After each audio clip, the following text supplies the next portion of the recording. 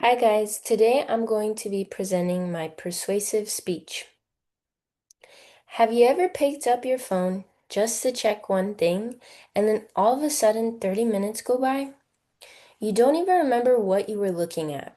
Social media is something we all use every day, between classes, while eating, before bed. It's so normal that we don't realize how much time it takes up. But the truth is, it's starting to affect how we think, feel, and live. What makes it even harder is that social media is designed to keep us scrolling for as long as possible, even when it's not making us feel good. Over time, that constant exposure can quietly shape our moods, confidence, and attention without us realizing it. According to the CDC, almost 60% of teen girls and 30% of teen boys say they feel constant sadness or hopelessness. And one of the main reasons is too much social media. And honestly, I can relate. I've had days where scrolling just made me feel worse, more anxious, less confident, and more drained. That's why today, I want to convince you that young adults should limit social media use to under 1 hour a day. Doing that can improve your mental health, reduce anxiety, and help you focus on real life. I'm going to talk about three things: how social media affects mental health, how it hurts focus and productivity, and easy ways to spend less time online. First, mental health.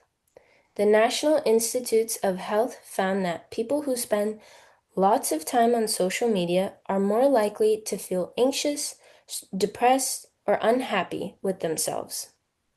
When you scroll, you mostly see people's best moments: vacations, perfect photos, happy relationships. Even if you know it's filtered, it still affects how you see yourself. The American Psychological Association says this constant comparing increases stress and insecurity. A study in the Journal of Social and Clinical Psychology found that when people reduced social media to under 30 minutes a day, they felt less lonely and less depressed. And that was only after 3 weeks. That shows how powerful small changes can be. When we scroll for hours, we give our energy to something that often makes us feel worse. Now, focus and productivity. How many of us open our phones for just a second and end up on TikTok for 30 minutes? It happens all the time.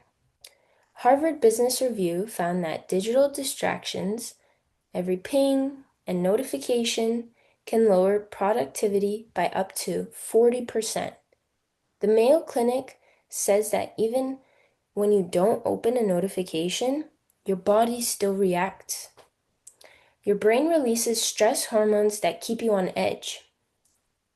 The University of Pennsylvania also found that students who use social media less had better grades and stronger focus.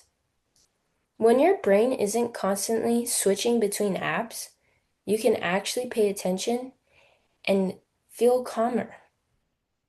We check our phones hundreds of times a day. That constant switching keeps us distracted and makes it harder for us to focus on real life. So, what can we do about it? The good news is you don't have to delete everything. It's just about setting better boundaries. Set a daily screen time limit. Most phones have settings that let you cap social media use to under 1 hour a day. Turn off notifications you don't need. When your phone isn't lighting up constantly, you won't check it as often. Make parts of your day phone free, like during meals, studying, or before bed. These small habits help you feel calmer and more in control. Some people even try no phone Sundays or short digital detoxes. Most say they feel more relaxed and focused afterward. If you think about it, we spend hours a day scrolling through other people's lives. What could we do with just half of that time? We could go rest, go outside, call a friend, or just enjoy our own lives instead of watching someone else's. To wrap up, today I talked about how social media hurts our mental health, how it affects focus and productivity, and what we can do to cut back. The truth is simple. Limiting social media use to under 1 hour a day can make your life better. You'll feel calmer, think more clearly, sleep better, and be more present in the moment. You don't need to quit social media forever, but imagine using it in a way that adds to your life instead of taking from it. So the next time you catch yourself scrolling without thinking, just pause for a second and ask yourself, is this really helping me? Because even small limits can make a big difference in how you feel, how you think, and how you live. Not just online, but in real life too. Thank you.